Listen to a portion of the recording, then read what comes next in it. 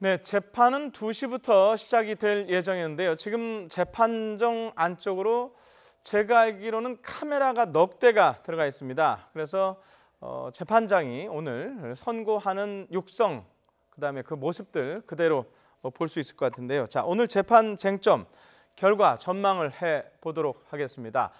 두 분 모셨는데요. 강신업 변호사님 그리고 김성환 시사평론가님 두 분 나오셨습니다. 어서 오십시오. 안녕하세요. 네, 안녕하십니까. 자, 오늘 또 생방송 재판인데요. 지난번에서 두 번째 아닙니까? 맞습니다. 지난번에 이어가지고 두 번째로 생중계를 하는 것이죠. 네. 사실 다른 재판에서는 생중계를 허용하지 않았었는데요. 네. 박근혜 전 대통령의 경우에는 저번에 국정농단 재판에서도 생방송을 허용했고요. 네. 이번에도 이제 생방송이 되는 겁니다. 예.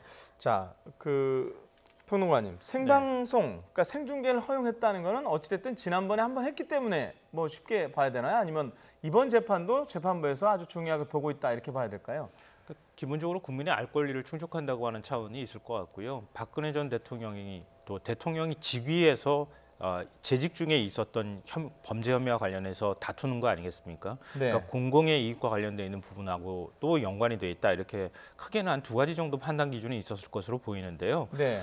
방금 전에도 말씀하셨던 것처럼 지난번 1심 재판 때 하급심 재판으로서는 처음으로 지금 TV 생중계를 허용을 했거든요. 네. 근데 그때는 처음이라는 게 있었기 때문에 네. 굉장히 좀 재판부가 신중하게 검토를 하는 모습을 보였는데 관심도 아주 많았었죠. 네. 예.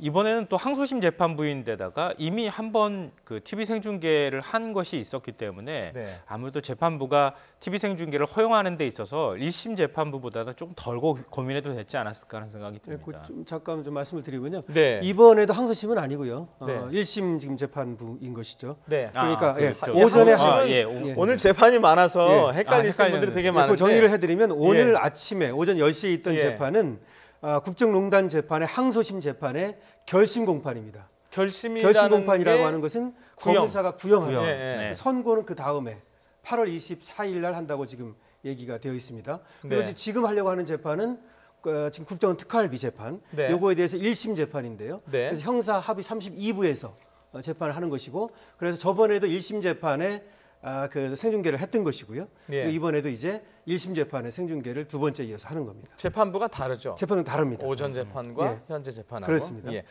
자, 이제 조금 전에 이제 저희 기자도 현장에서 여러 가지 얘기를 했는데 혐의를 한번 좀 정리를 해보죠. 오늘 네. 크게 주요 혐의가 두 가지 예, 아닙니까? 크게 보면 두 가지입니다. 예. 하나는 국정원으로부터 특활비를 뇌물로 수수했다는 것입니다. 어쨌든 그게 제일 큰 관심이죠. 그렇습니다. 이것이 이제 법적으로는 특가법상의 뇌물죄 그리고 특가법상의 국고손실죄라고 하는 것을 구성하느냐의 여부입니다. 그리고 네. 두 번째는 부당하게 공천에 개입했다는 것입니다. 잠시만요. 네. 지금 이제 재판정 안쪽 네. 영상인데, 자 지금 현장에서 아마 잠깐 연습을 한 것 같습니다. 그 카트가 너무 빨리 넘어갔는데 이제 좀 안정이 된 것 같습니다. 자, 이곳 우선 죄송하지만 혐의는 네. 좀 이따 하고요. 자, 저기 417호 대법정인가요, 역시? 네, 그렇습니다. 오늘도 417호 대법정입니다. 예. 자, 지금 방청객 쪽은 카메라가 비추지 않을 것 같고요. 네. 지금 카메라 넉 대가 들어가 있다고 맞습니다. 그러면 늑대가 들어가 있습니다. 보통 지난번하고 비슷하게 그러면 검찰 쪽 그렇죠. 저 하나를 검찰 측에 가고 그다음에 하나를 변호인 측에 가고 그리고 재판부를 하나 재판장을 하나를 고정시켜서 비춥니다. 재판장 장 하나를 네. 하나는 재판장만 비춥니다. 네. 그리고 다른 하나는 재판부 전체를 비춥니다. 지금 이 장면이 아마 재판부 전체를 비치는 예, 이 그렇습니다. 화면이 예. 아닌가 싶은데요. 이따가 진행이 되면 저희가 이제 알게 될 건데요. 이곳에서 이른바 역사적인 재판들이 많이 이루어지지 않았습니까? 그렇죠. 과거 전직 대통령들의 재판이 다 여기서 열렸고요. 예. 사회적으로 큰 쟁점이 됐던 사안들의 판결을 내릴 때 네. 417호 대법정에서 많이 이제 판결이 있었는데요.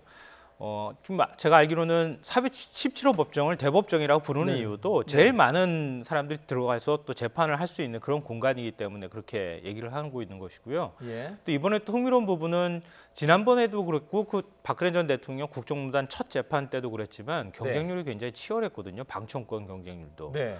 근데 이번에는 경쟁률이 미달됐어요. 네, 다 신청하신 분들이 다 들어갔다고 그러더라고요. 예, 물론 이제 일반 방청객이 허용된 그 좌석이 30석밖에 안 되는 상황이긴 하지만, 근데 30석 정도면 충분히 관심 있는 분들이 신청을 하게 되면 경쟁률이 1대 몇 이라도 최소한 한 명 이상의 어떤 경쟁률이 있을 법한 상황이었는데 네. 이번에는 0.8대 1, 뭐 이 정도 수준밖에 안 나왔거든요. 한 24명밖에 신청을 안 했습니다. 예. 근데 그거는 제가 볼 때는 네. 뭐 국민들이 이제 이 재판이 계속 진행되고 있다고 하는 점에 대해서 관심이 좀 떨어진 측면도 있는 것 같고요. 그리고 지난번에 이제 박근혜 전 대통령 탄핵 반대 또 그 집회부터 시작해서 박 전 대통령에 대해 유죄 판결에 대해서 반발하는 분들이 굉장히 많았는데 네. 이번에는 대신에 탄원서를 한 1000건 정도 제출을 했다고 하거든요. 재판부에. 그 대신에 박 전 대통령이 나오지 않는 재판에 가서 또 뭔가 이렇게 행위를 한다는 것도 좀 머쓱한 분위기도 있었던 것 같고요. 네. 그래서 아무래도 방청권 신청이 좀 적지 않았나 그런 생각이 듭니다. 예. 자, 강 변호사님, 지금 417호 대법정을 저희가 보고 있는데 네. 먼저 지금 화면 왼쪽에 계신 분들이 먼저 들어왔어요. 검사 측인가요? 맞습니다. 예. 우리가 보는 측에서 왼쪽이 네. 검사 측이고요. 예. 오른쪽이 변호인 측입니다. 자, 지금 그러면 검사가 입장을 했고 오른쪽 변호인 측도 지금 나온 것. 네, 지금 인가요? 3명 정도가 나와 있는 것 같으네요. 자, 제가 조금 이따 말씀을 드리려고 그러는데 어차피 말씀을 드려야 되니까. 자, 오늘 제일 중요한 인물이 박근혜 전 대통령인데요. 그렇습니다. 안 나오죠? 예, 뭐 안 나올 것으로 예상되는 거죠. 예. 오늘 아침에 예. 아까 결심 공판이 있었다 그랬지 않습니까? 네. 결심 공판이라고 하는 것은 저번에 24년 받았던 그 1심 재판의 항소심 재판. 네. 이것이 아침에 검사가 구형을 하는 결심 공판이 있었는데 거기에도 나오지 않았습니다. 예. 뭐 그걸로 보면은 지금 이제 2시에 하는 것은 선고 공판입니다. 네. 또 국정원 특활비하고 그다음에 공천 개입했다고 하는 공직선거법 위반 요거에 대한 이제 결심 공판이 곧 있는 건데 여기에도 아직까지도 모습을 보이지 않고 있고요. 나오지 않을 것으로 예측됩니다. 예. 자, 평론가님. 네. 지금 박근혜 전 대통령이 재판정에서 사라진 게 상당히 오래됐어요. 네. 어떤 뭐 내가 아무리 얘기를 해도 안 들으니까 아예 얘기를 안 하겠다 뭐 이런 생각인가요? 뭐 여러 가지 의미가 있는 것 같습니다. 네. 뭐 그 계속 우리가 이제 해석하고 얘기를 했던 것처럼 방금 전에 말씀하셨던 것도 의미를 포함하고 있는 것 같고요. 네. 왜냐하면 그거에 근거가 되는 말씀을 드린다면 1심 선고가 있었을 때 그 이후에 항소 포기서 제출했거든요. 네. 그러니까 이런 재판을 내가 뭐 받을 의미가 없다 이렇게 판단한 측면이 아마 있는 것 같아요. 네. 이런 그리고- 재판을 받을 의미가 없다. 네. 예. 그리고 또 하나의 뭐 정치적 의미를 해석을 하자면 작년 10월에 이제 그 구속기한 연장되고 난 다음부터 이제 재판을 보이콧하면서 출석하지 않은 상황이거든요. 네.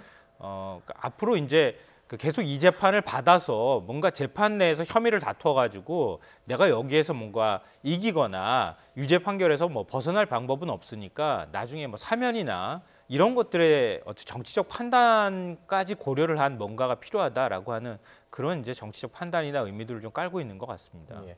자, 지금 이제 1시 57분이 지나고 있는데요. 예정대로라면 한 2분, 3분쯤 후에 재판이 시작이 될 것 같습니다. 재판 진행 절차는 뭐 대략적으로 이렇게 될 것 같아요. 보통 재판장, 그다음에 배석 판사 세 분이죠. 그렇습니다. 입장을 하고 전체가 이제 다 앉고 난 다음에 재판부가 법정을 시작하겠다, 개정하겠습니다라고 개정 선언을 한 다음에 이제 출석 확인을 그렇죠. 누가 나왔는지 이제 확인하는 거고, 자, 그다음에 이제 검사 측에서 먼저 시작을 하게 되는 건가요? 뭐 확인만 합니다. 그러니까 이제 오늘은 네. 선고 공판이기 때문에 변호인 네. 측이 나왔는지를 확인하고요. 예. 검찰 측이 나왔는지 확인하고 예. 그런 다음에 재판장이 이제 판결문을 읽기 시작하는 판결을 하겠습니다라고 말을 하고 예. 그 정도 하고 나서 판결문을 읽습니다. 그러니까 오늘은 검찰이나 변호인이나 따로 말하거나 이런 건 없습니다. 선고 공판이라고 하는 것은 네. 그 말하거나 그런 건 결심 공판 때 하는 겁니다. 예. 마지막으로 이제 근데 오늘은 이제 그런 것은 없는 것이고 확인만 하고 바로 이제 재판장이 판결문을 읽는 이런 절차로 들어갑니다. 저희가 오늘 재판 전체를 뭐 특별한 일이 없는 한 처음부터 끝까지 다 네. 그 뭐 생방송으로 보여드릴 예정인데 네. 대략 얼마쯤 걸릴 것으로 예상을 하십니까? 저번에 이제 1심 재판, 네. 저번에 국정농단의 1심 재판 18가지 혐의라고 하는 네. 거기에서는 김세현 부장판사였는데 1시간 반 정도. 1시간 반. 예, 그때 김세현 부장판사가 판결문을 쉽게 해가지고 와가지고 또박또박 읽었습니다. 그래서 1시간 반 정도 걸렸는데요. 네. 그때는 혐의가 18가지나 됐어요. 예. 그래서 하나하나 예. 그 공수사실별로 판결문을 낭독하다 보니까 물론 축약은 했습니다마는 네. 1시간 반이 걸렸는데 지금은 혐의가 크게 보면 두 가지고요. 네. 죄로 보면은 특가법상의 뇌물, 국고손실 그리고 공직선거법 크게 되지 많지 않습니다. 예. 그렇기 때문에 제가 볼 때는 낭독하는 데는 30분 이내로 걸릴 것으로 예상을 하고요. 30분 예, 정도. 한 30분 정도면 되지 않을까. 물론 이제 전체를 낭독하느냐 아니면 좀 축약해서 하느냐에 따라 다른데 만약에 뭐 전체를 한다면 조금 더 길어질 수도 있습니다. 예. 네, 어쩌면 저번에는 워낙 길기 때문에 그걸 축약해서 했다고 볼 수 있는 것이고요. 네. 이번에는 사실 전체를 할 가능성도 있다고 봐야죠. 그렇다면 길게 가면 1시간 정도 예상하면 될 겁니다. 예. 저희 현장에 있는 취재 기자들은 대략 1시간 정도 되지 않을까 네, 이렇게 길게 얘기하는데요. 가면요. 네.